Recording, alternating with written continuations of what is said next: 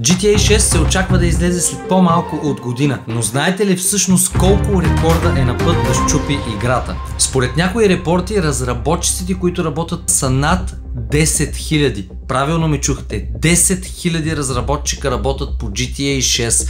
Интересното обаче е друго. По-голямата порция от тях всъщност са девелопери, които работят в индийското студио. За разлика от китайските и корейските разработчици, например, Rockstar India не може да се похвали с особена известност. Въпреки това, студиото е имало главна роля в успеха на много от заглавията на компанията. Както повечето от вас знаят, Rockstar има студия в много известни мегаполиси. Имат в Ню Йорк, имат в Лондон, имат в Индия, имат и в много други градове. Индийското им студио обаче се състои от спиращите дъха 1600 разработчика, което всъщност ги прави най-големият отдел, който е работил по GTA 6. То тогава можем спокойно да кажем, че повече от половината игра е създадена от индийски разработчици. Както знаем, GTA 6 ще излезе през следващата година, дай Боже, защото сме виждали неведнъж да има адски много отлагания. Ако новини като тези ви харесват, разбира се, последвайте ни, харесайте, коментирайте. На мен лично ще ми бъде интересно да разбера дали всички вие, които гледате това видео, сте супер хайпнати за GTA, защото аз специално не съм много, не е моят тип любима игра,